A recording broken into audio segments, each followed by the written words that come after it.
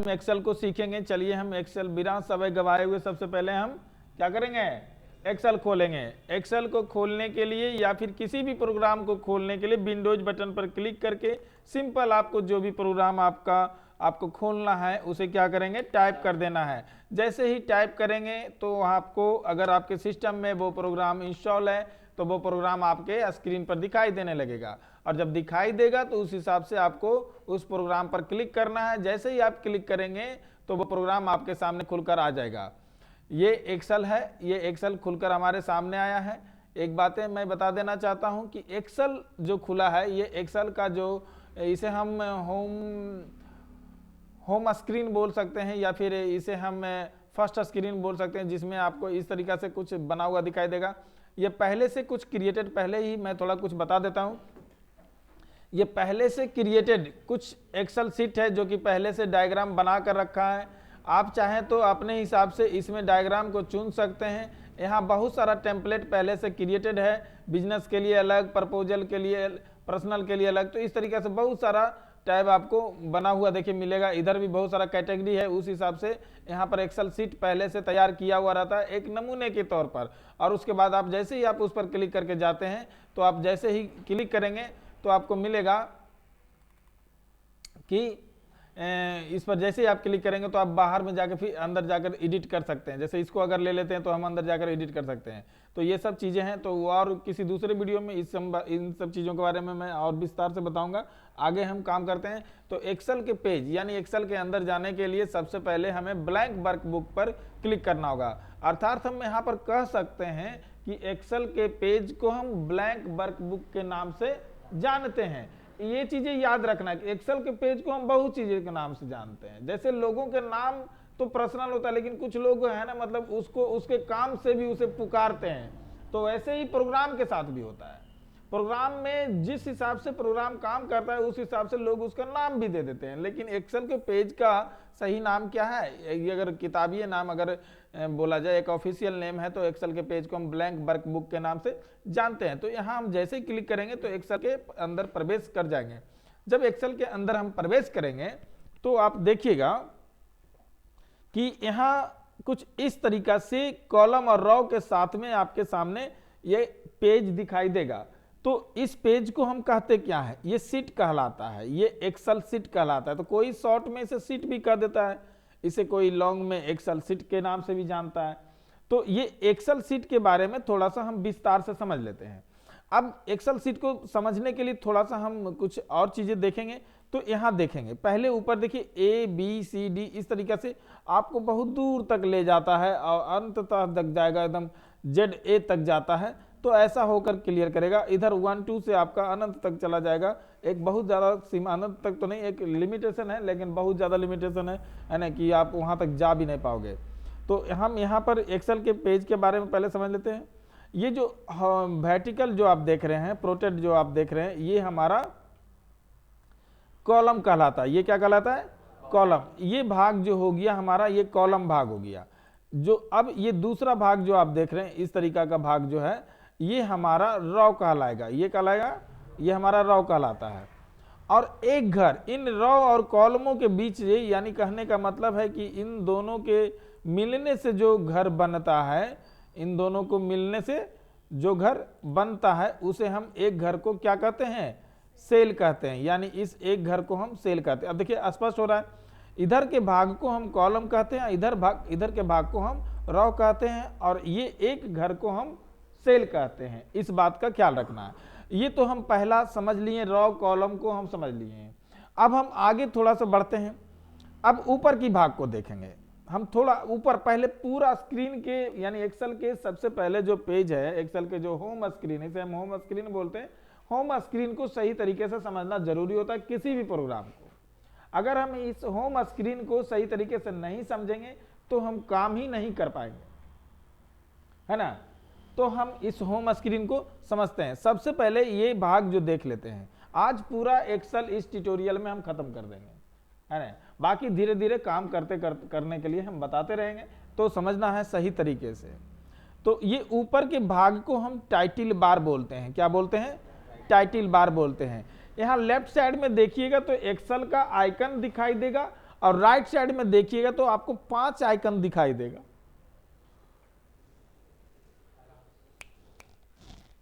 5 icon दिखाई देगा। इन 5 icon के बारे में हम समझते हैं। तो ये पहला आइकन जो है क्लोज, जैसे ही आप माउस पॉइंटर वहां ले जाते हैं तो क्लोज ऑप्शन आपको दिखाई देगा, यहां क्लोज दिखाई देगा। जैसे ही आप दूसरा ऑप्शन पर क्लिक करेंगे तो आपका यहां पर रीस्टोर बटन दिखाई देगा।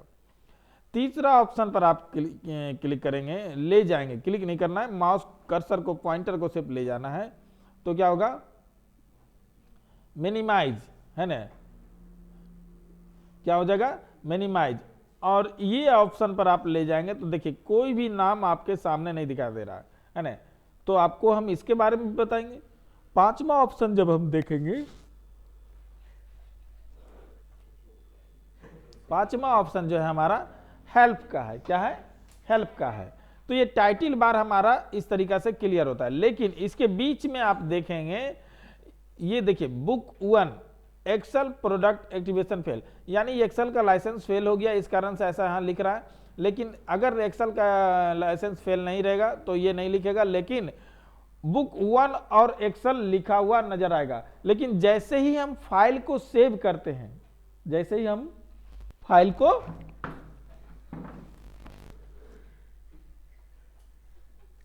सेव करते हैं, जैसे ही हम फाइल को सेव करते हैं तो यहां पर बुक 1 जो लिखा हुआ है, ये बुक 1 हट जाएगा और जिस नाम से हम फाइल को सेव करेंगे वो नाम वहां दिखाई देने लगेगा। तो इस चीज को टेस्टिंग करने के लिए पहले हम देख लेते हैं। तो किसी भी प्रोग्राम को किसी भी प्रोग्राम के फाइल को सेव करने के लिए आपको फाइल मेनू ऑप्शन पर क्लिक करना है और आप देखेंगे कि यहां पर सेव का ऑप्शन आपको दिखाई देगा। जैसे ही सेव का ऑप्शन दिखाई देगा उस पर आप क्लिक करेंगे तो फिर क्या होगा, आपको यहां पर ऑप्शन दिखाई देगा। तो ये लोकेशन है, किस लोकेशन पर आप फाइल को सेव करना चाहते हैं। आप क्लास, जैसे ये फोल्डर है, ये भी फोल्डर है, ये भी फोल्डर है, ये भी फोल्डर है, ये भी फोल्डर है, आप किस स्थान पर सेव करना चाहते हैं तो चूज करना होगा। तो सपोज मान लो मुझे डेस्कटॉप पर सेव करना है, तो डेस्कटॉप पर क्लिक करेंगे। डेस्कटॉप पर क्लिक करने के बाद यहां पर क्या करेंगे, अपना नाम टाइप कर लेंगे। यानी अपना नाम टाइप करने का मतलब है कि फाइल का नाम टाइप करेंगे। तो जो भी नाम टाइप करना है ना, जो भी नाम टाइप करना आप टाइप कर लेंगे। हम यहां पर नाम टाइप कर देते हैं कृष्णा।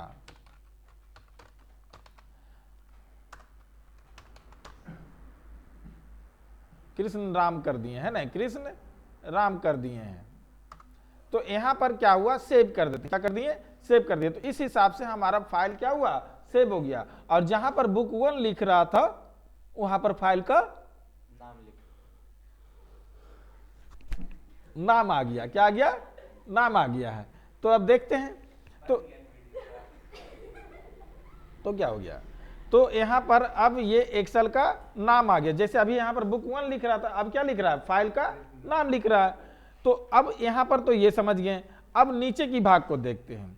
तो नीचे की भाग को जो हम बताना चाह रहे हैं, देखिए एक तो चीजें स्पष्ट है इसमें। अब इतना भाग को, जैसे कि हम कुछ चीजें आपको दिखाते हैं तो एक साथ साथ में कुछ चीजें जो जरूरत पड़ेगा वो भी सिखाते चलेंगे।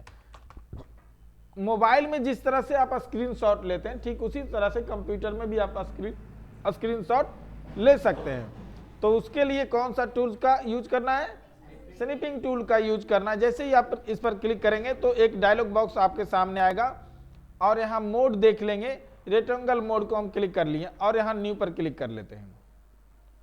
जैसे ही न्यू पर क्लिक करेंगे तो यहाँ पर इस तरीका से आपको दिखाई देगा और हम इतना भाग को काट लेते हैं। इस भाग को इसलिए काट रहे हैं क्योंकि मुझे आपको बताना है। अब देखिए मैं इस भाग को वहां से स्क्रीनशॉट ले लिया। अब स्क्रीनशॉट लेने के बाद मैं आपको यहां पर इसके बारे में थोड़ा सा समझाऊंगा। तो देखिए ये पूरा भाग आपको दिखाई दे रहा है। अब इसमें देखिए ये जो भाग है, ये पूरा जो एरिया जो मैंने यहां पर स्क्रीनशॉट लिया है, इस भाग को हम रिबन के नाम से जानते हैं। इसे हम क्या जानते हैं, रिबन। इसे हम रिबन के नाम से जानते हैं। किस नाम से जानते हैं, रिबन के नाम से जानते हैं। इसे हम रिबन जानते हैं। अब इस रिबन को हम 3 भाग में बांटते हैं। इस रिबन को कितना भाग में बांटते हैं? 3 भाग में। तो कौन कौन भाग होगा? पहला जो भाग होगा वो भाग क्या होगा? ये पहला भाग क्या कहलाएगा? टैब कहलाएगा। पहला भाग क्या कहलाएगा? टैब कहलाएगा। दूसरा भाग क्या कहलाएगा? ग्रुप कहलाएगा। क्या कहलाएगा? ग्रुप कहलाता है। और तीसरा भाग क्या कहलाता है? कमांड कहलाता है। तीसरा भाग क्या कहलाएगा? कमांड कहलाएगा।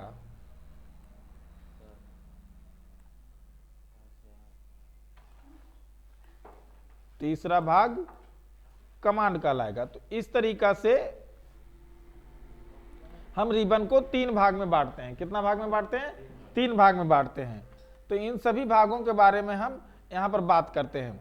तो इरेजर देखिए, ये स्निपिंग टूल का भी हम प्रयोग करने के लिए बता रहे हैं। इसे हम क्या करेंगे? इरेजर से मिटा सकते हैं। देखिए ये इस तरीका से जो हमने यहाँ पर अभी लिखा है उसे हम मिटा सकते हैं। तो स्निपिंग टूल का भी आप प्रयोग करने के लिए सीख रहे हैं साथ साथ में, इस एक्सेल के साथ में, है ना। अब यहाँ पर ये चीजें तो हम जान गए। अब हम बात करते हैं, तो यहाँ पर एक्सेल में जो है ना टोटल कितना टैब है? देखो 1 2 3 4 5 6 7 8, टोटल 8 टैब है। लेकिन ये जो भाग है ये जो है टैब नहीं है, ये मीनू है। ये इसे हम क्या कहते हैं? मीनू कहते हैं। इसे हम मीनू के नाम से जानते हैं।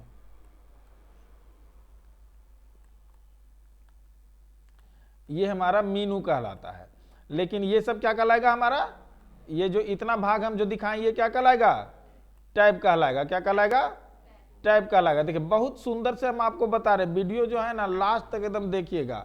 अगर लास्ट तक नहीं देखिएगा ना तो आधा अधूरा ही सीखिएगा, फिर बाद में बोलिएगा ना कि धीरज सर जो है ना बढ़िया से पढ़ाते नहीं है ना। तो ये देखिए टैब, ये क्या कहलाएगा? टैब कहलाएगा, है ना। बाकी तो ये 2 चीजें हो गया, ये टैब तो हो गया।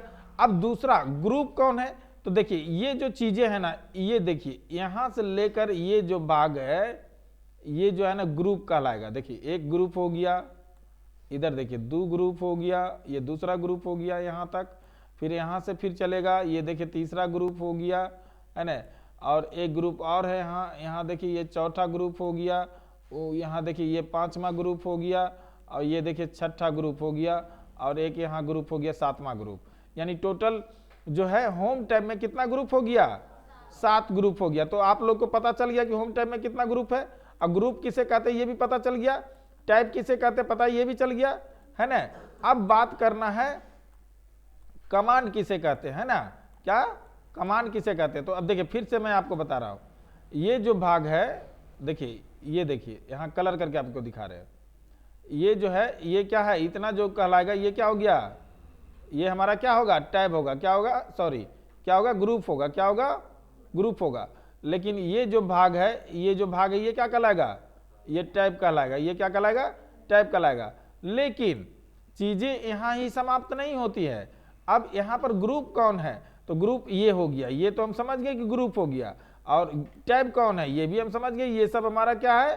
टैब है। लेकिन इसमें जो है कमांड कौन है? तो कमांड को समझते हैं। तो ये देखिए छोटा छोटा ग्रुप के अंदर जो छोटा छोटा जो ऑप्शन जो दिखाई दे रहा है, ये जो देखिए ये जो है ना हमारा कमांड है। ये क्या है? कमांड है। इन्हीं कमांडों के बदौलत हम एक्सेल में काम सही तरीके से कर पाते हैं। तो देखिए यहां पर आपको हम इस रिबन के बारे में स्पष्ट रूप से सभी चीजों को व्याख्यान करते हुए एक एक करके ऑप्शन को मैं बता दिया। अब सभी कमांड के बारे में बताना यहां पर संभव नहीं। अभी हम पहले होम पेज को समझेंगे। अब हम इसे कट कर देते हैं और हम आगे की ओर बढ़ते हैं। फिर से हम आगे एक्सेल के होम पेज पर। अब उतना भाग तो हम समझ चुके थे, लेकिन अब जो भाग है ये, अब उसके नीचे वाला भाग को आते हैं। तो ये जो भाग है हमारा क्विक एक्सेस टूल बार कहलाता है। क्या कहलाता है? Quick access tool bar. पहले अगर मैं आपको क्लास में बताया होगा तो इतना अच्छा से नहीं बताया होगा जितना अच्छा से आज मैं आप लोगों को बता रहा हूं, या नहीं है? तो वीडियो पूरा देखना है ना जी, कि नहीं देखना है? आधा देखोगे तो क्या होगा? आधा अधूरा सीखोगे। अब देखिए ये क्या है? ये हमारा क्विक एक्सेस टूल बार है। देखिए अब इस एरिया को बारे में भी हम चर्चा कर लेते हैं। ये जो एरिया जो आपके सामने है ये क्विक एक्सेस टूल बार है। दिखाई दे रहा है आपको? हाँ, ये area quick access tool bar है। तो क्विक एक्सेस टूल बार से हम करते क्या है, चलिए समझते हैं।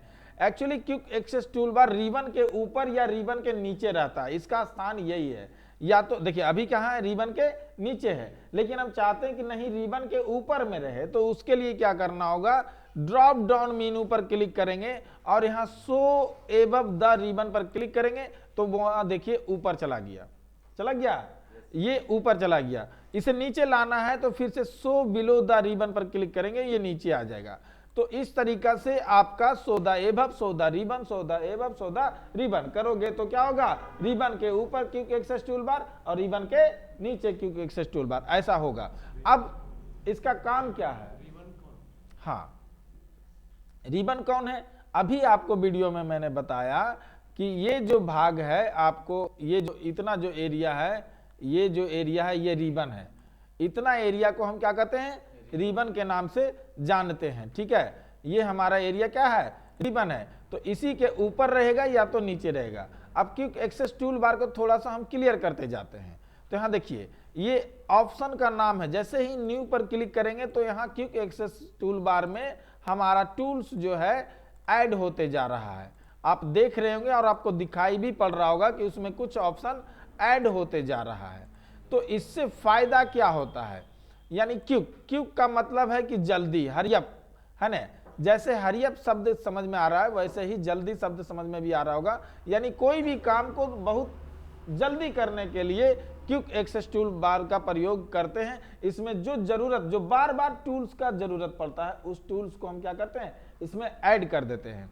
अब जो टूल्स जरूरतमंद नहीं है उसे हम रिमूव कर सकते हैं, तो उसके लिए हम क्विक एक्सेस टूल बार पर क्लिक करेंगे। जैसे ईमेल का ऑप्शन मुझे नहीं चाहिए, मुझे क्विक पॉइंट प्रिंट का ऑप्शन नहीं चाहिए, मुझे स्पेलिंग एंड ग्रामर नहीं चाहिए, मुझे न्यू नहीं चाहिए, मुझे ओपन नहीं चाहिए, मुझे सेव नहीं चाहिए। तो ये जो ऑप्शन है ये जरूरतमंद चीजें को है जो यहाँ पर है, बाकी ऐसे आप काम कर सकते हैं। बाकी अब नीचे की बात करते हैं, तो नीचे ये हमारा स्टेटस बार कहलाता है, ये नीचे वाला ऑप्शन को ये क्या कहलाता है, स्टेटस बार कहलाता है।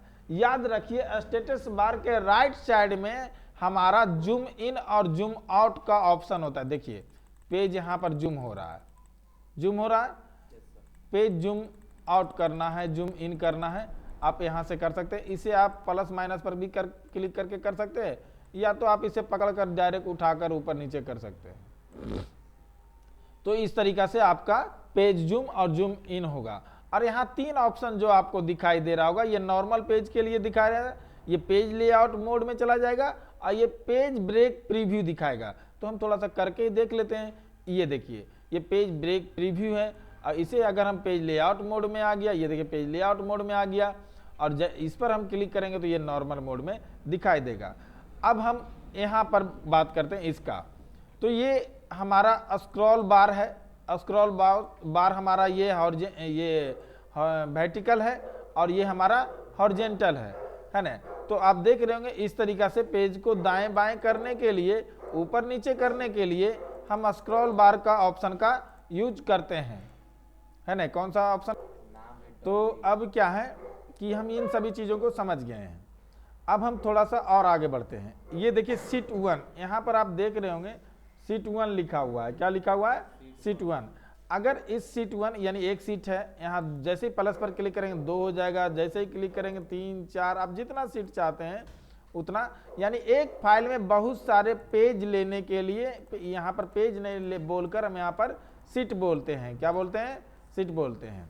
तो हम दूसरा इस सीट का नाम भी अगर बदलना चाहेंगे तो राइट क्लिक करेंगे और यहाँ रीनेम पर क्लिक करेंगे, और जो नाम आप लिखना चाहते हैं आप यहाँ पर लिख सकते हैं।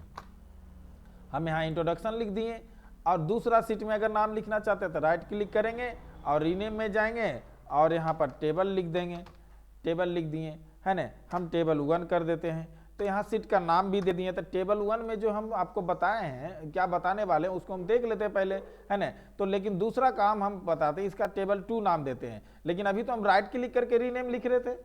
दूसरा ऑप्शन क्या है रीनेम करने का, फॉर्मेट में जाइएगा और रीनेम का ऑप्शन आपको मिलेगा, रीनेम सीट। जैसे आप क्लिक कीजिएगा तो वहाँ पर रीनेम कर सकते हैं। तीसरा ऑप्शन है कि जिस सीट का आप नाम बदलना चाहते हैं उस सीट पर क्लिक करके F2 दबा दीजिए। क्या दबा दीजिए? F2 दबा दीजिए, है ना, तो भी आप यहां पर नाम बदल सकते हैं।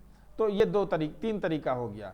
तो हम टेबल के फर्स्ट टेबल में हम क्या बताने वाले हैं वो हम जान लेते हैं ना।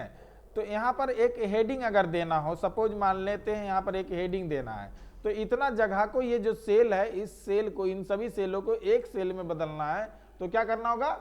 मार्ज एंड सेंटर का प्रयोग करना होगा। मार्ज एंड सेंटर पर क्लिक कर देंगे और हम यहाँ पर भी हेडिंग वही कर देते हैं, जनरली टेबल 1 लिख दिए। अब यहाँ पर टेबल 1 लिखने के बाद जैसे ही हम यहाँ पर क्लिक करेंगे, इसका साइज बड़ा करने के लिए यहाँ ये जो है इंक्रीज फॉन्ट साइज, देखिए लिख रहा है इंक्रीज फॉन्ट साइज। इसका शॉर्टकट की क्या है? Control plus shift plus greater than, control plus shift plus greater than यहाँ शॉर्टकट की है। और यहां से भी आप बड़ा कर सकते हैं और यहां से भी आप कर सकते हैं, यहां से छोटा कर सकते हैं, यहां से बड़ा। ये फॉन्ट इंक्रीज साइज है, ये फॉन्ट डिक्रीज साइज है, ठीक है। अब हम बात करते हैं आगे की। तो यहां ये सेंटर में करने के लिए इसको अलाइनमेंट बोलते हैं। क्या बोलते हैं? अलाइनमेंट बोलते हैं, है ना। तो ये सेंटर कर दिए। यहाँ से देखिए ये लेफ्ट हो जाएगा, यहाँ से राइट हो जाएगा, यहाँ से अप हो जाए, नीचे डाउन हो जाएगा, यहाँ से मिडिल हो जाएगा, यहाँ से अप हो जाएगा। तो हम सेंटर करके अब मिडिल में रखते हैं, ठीक है। इस तरीका से पहला जो कॉलम में होगा, पहला कॉलम में हम सीरियल नंबर देने के लिए सीखेंगे। तो सीरियल नंबर देने के लिए क्या करना होगा? यहाँ पर ऐसे सीरियल नंबर हेडिंग कर दिए हैं। दूसरा वाला में हम यहाँ पर सीरियल नंबर देने के बाद यहाँ पर हम क्या करेंगे? गुना करने के लिए सीखेंगे। क्या करने के लिए सीखेंगे? गुना करने के लिए सीखेंगे, स्क्वायर निकालने के लिए। चलो स्क्वायर निकालेंगे। पहला वाला कॉलम में क्या निकाल लेंगे? स्क्वायर, SQURE, है ना, स्क्वायर निकालेंगे। तीसरा वाला कॉलम में क्या लिखेंगे? क्यूब निकालेंगे, क्यूब निकाल लेंगे। क्या निकाल लेंगे? क्यूब निकाल लेंगे। चौथा वाला कॉलम में हम प्रोडक्ट निकाल लेंगे। क्या निकाल लेंगे? प्रोडक्ट निकाल लेंगे। पांचवा वाला कॉलम में क्या ले लेंगे? डेट ले लेंगे। क्या ले लेंगे? डेट ले लेंगे। और छठा वाला कॉलम में क्या ले लेंगे? टाइम ले लेंगे। क्या ले लेंगे? टाइम ले लेंगे। और सातवां वाला कॉलम में क्या ले लेंगे? डेट एंड टाइम दोनों साथ में ले लेंगे। क्या ले लेंगे? डेट एंड टाइम दोनों साथ में ले लेंगे, है ना। अंकुश ध्यान दीजिए तब सीखिएगा, मुड़ी गोद के बैठिएगा तो नहीं सीखिएगा। आप लोग भी ध्यान दीजिए, हाँ, सोना नहीं है, जागे हुए रहो। हाँ चलो ठीक है। अब देखिए ये जो कॉलम से क्या हो गया कि जो लिखे हैं वो टाइप किए हैं वो बाहर चला गया। तो इसको कैसे एडजस्ट करेंगे? तो यहाँ डबल क्लिक करेंगे। क्या करेंगे? डबल क्लिक करेंगे। अब हेडिंग के साथ में थोड़ा सा फेरबदल भी करेंगे, क्योंकि हम भाई कंप्यूटर पर काम कर रहे हैं और थोड़ा सा स्टैंडर्ड लुक नहीं दिखाई दे तो कंप्यूटर पर काम करने का मतलब ही क्या है कि नहीं। तो चलो हम यहाँ पर सेलेक्ट कर लिए हैं पहले हेडिंग को, और यहाँ थोड़ा सा इसका हेडिंग को बड़ा कर दिए और अब बोल्ड कर दिए हैं। और फिर बोल्ड करने के बाद हुआ क्या कि डेट एंड टाइम जो है फिर से बाहर चला गया। हम फिर से डबल क्लिक कर देंगे तो ये चला आएगा। तो इस तरीका से अब इसे सेंटर में कर लेते हैं, थोड़ा सा और अच्छा लगेगा। तो फिर से हम इसे इसी तरीका से सेंटर कर लेंगे तो और खूबसूरत लगने लगेगा। अब यहाँ पर सीरियल नंबर लेना है तो यहाँ पर जैसे ही 1 लिखेंगे और 2 लिखेंगे और उसके बाद इसे हम इस प्लस वाला सिंबल से, डॉक्टर प्लस वाला जब आएगा तो उससे सेलेक्ट होता है, लेकिन कैलकुलेशन वाला प्लस जब आएगा तो ये से नंबर आगे कंटिन्यू कर देता है। तो ये सीरियल नंबर बन गया। अब इसे भी हम क्या कर लेंगे? सेंटर कर लेंगे। अब स्क्वायर, इसी सीरियल नंबर को हम स्क्वायर में बदलते हैं। क्या करते हैं? स्क्वायर में बदलते हैं। स्क्वायर का जो फॉर्मूला है हम यहाँ पर साइड में लिख देते हैं, है ना। स्क्वायर का फॉर्मूला तो ये तो हम पहले ही बता दिए हैं कि किसी भी फॉर्मूला का प्रयोग करने से पहले बराबर चिन्ह का प्रयोग करना होगा। तो यहाँ पर स्क्वायर का फॉर्मूला पावर है। क्या है? पावर। यहाँ पर हम लिखेंगे बराबर, पहले टाइप करेंगे और यहाँ पर पावर टाइप करेंगे। पावर टाइप करने के बाद यहाँ पर हम ब्रैकेट शुरू करेंगे। किसका स्क्वायर निकालना है? 1 का स्क्वायर निकालना है। तो 1 कौन सा सेल में है? तो A, और यहाँ 6 है तो ये A6 हो जाएगा। तो यहाँ जैसे ही हम क्लिक किए A6 को वहाँ पर अपने आप ऑटो जनरेट कर लेता है और फिर कॉमा दे देंगे। हम कॉपी पर जब स्क्वायर निकालने वाला ऑप्शन लिखते हैं तो क्या लिखते हैं? 2 पर पावर लिखते हैं। क्या लिखते हैं? 2 पर पावर लिखते हैं। तो यहाँ A6, 2 लिख कर ब्रैकेट बंद कर देंगे और इंटर मार देंगे तो 1 का स्क्वायर क्या होगा? 1 हो जाएगा। लेकिन अब इस फार्मूला को यहाँ लागू करने के बाद इन सभी ऑप्शन पर मुझे, इन सभी सीरियल नंबर पर मुझे फार्मूला लागू करने की जरूरत नहीं है। क्यों नहीं है? तो मेरे पास जादू की छड़ी है।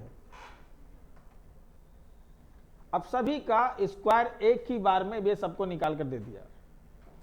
अब मेरे पास क्यू निकालने की बात आता है। अगर किसी को लग रहा है नहीं ये तो गलत हो रहा है, तो हम कहीं पर भी निकाल सकते हैं। चलो यहां निकाल लेते हैं। क्यू निकालने का भी फॉर्मूला सेम है, बराबर पावर लिख देंगे। अब मुझे इसका क्यू निकालना है 6 का, तो 6 कितना नंबर में? A11 में, A11 में। तो देखो A11 यहाँ ऑटो जनरेट कर लिया जैसे हम क्लिक किए और कॉमा दे दिए, और क्यू के लिए 3 का प्रयोग करेंगे, है ना, x पर पावर 3, है ना। तो ये रहा 3 टाइप करके ब्रैकेट बंद कर दिए और इंटर बना दिए। तो देख लो, अभी हम अगर उल्टा भी इसे चला देंगे तो उल्टा भी ये निकाल देगा, और अगर नीचे चला देंगे तो नीचे निकाल देगा। तो ये स्क्वायर और क्यू दोनों आपका कंप्लीट होता है। अब क्या है, हम क्या करेंगे, ये स्क्वायर और क्यू को दोनों मिलाकर गुना कर देंगे। क्या कर देंगे? गुना कर देंगे। तो गुना करने के लिए क्या करना होगा? बराबर करना होगा, और यहां पर प्रोडक्ट को टाइप करना होगा। क्या टाइप करना होगा? प्रोडक्ट, और ब्रैकेट शुरू करना होगा। और मुझे इन दोनों को गुना करना है, तो बस इन दोनों के पास में ऐसे करके ड्रॉ करेंगे। जैसे ही ड्रॉ करेंगे तो B6 अनुपात C6 टाइप हो जाएगा, यानी ऑटो जनरेट हो जाएगा। ब्रैकेट बंद करके और हम इंटर मार देंगे। जैसे ही इंटर मारेंगे तो यहां पर, है ना, गुना का क्या होगा? प्रोडक्ट होता है। गुना के लिए फॉर्मूला क्या यूज करते हैं? प्रोडक्ट यूज करते हैं। तो देखिए, एक का गुना एक करेंगे तो एक ही आएगा, है ना। ऐसा नहीं है कि मतलब ये गलत है, तो बस गलत है सही है देखने के लिए बस इस तरह से ड्रॉ कर देंगे। अब देखो सबका गुना, देखो 4 गुना 8 कर दिया तो कितना? 32 आ गया। 9 गुना 27 कर दिया तो 243 आ गया। 16 गुना 64 कर दिया तो 1024 आ गया। तो इस तरीके से गुना कर दिया। अब डेट निकालना है, तो डेट निकालने के लिए सिंपल कंट्रोल प्लस अनुपात कर देंगे। कंट्रोल और अनुपात करेंगे तो डेट ऑटो जनरेट हो जाएगा। कंट्रोल और अनुपात करेंगे तो डेट ऑटो जनरेट। शॉर्टकट की है, क्या है? शॉर्टकट की। कंट्रोल प्लस यानी CTRL प्लस अनुपात, ये है डेट का फॉर्मूला। और अगर टाइम का फॉर्मूला अगर बनाना है तो टाइम का फॉर्मूला है कंट्रोल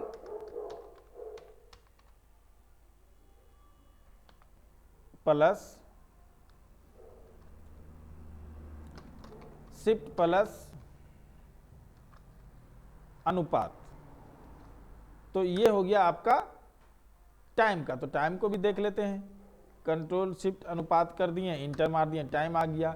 और डेट और टाइम दोनों साथ में लाना है, उसके लिए क्या करेंगे? बराबर NOW नाउ, ब्रैकेट शुरू और ब्रैकेट बंद, और मार देंगे इंटर। तो डेट और टाइम दोनों साथ में आ जाएगा। तो आज का जो इस वीडियो में है, आपको मैंने सीरियल नंबर लेने के लिए बताया, स्क्वायर लेने के लिए बताया, क्यू बनाने के लिए बताया, गुना करने के लिए बताया, डेट निकालने के लिए बताया, टाइम निकालने के लिए बताया, डेट और टाइम दोनों निकालने के लिए बताया। साथ साथ में आपको हेडिंग देने के लिए बताया, मार्जिन सेंटर का प्रयोग करने के लिए बताया। अब इस हेडिंग को थोड़ा कलरफुल करना है तो ये बैकग्राउंड में कलर भी ले सकते हैं, जो कलर लेना है। फॉन्ट का कलर चेंज करने के लिए उसके बगल वाला ऑप्शन पर क्लिक करेंगे, फॉन्ट कलर चेंज हो जाएगा। अब इसे भी कलरफुल करना है तो फिर इसे सेलेक्ट कर लेंगे, इसे दूसरा कलर में भी आप रख सकते हैं। नीचे वाला भी कलर करना है तो नीचे वाला को भी हम इस तरीका से सेलेक्ट कर लेंगे और कोई कलर ले सकते हैं। ये हो गया। अब इसमें टेबल भी बनाना है तो इसे हम सेलेक्ट कर लेंगे, और सेलेक्ट करने के बाद फॉन्ट ग्रुप में जाने के बाद यहाँ ऑल बॉर्डर पर क्लिक कर देंगे तो ये टेबल जनरेट कर देगा।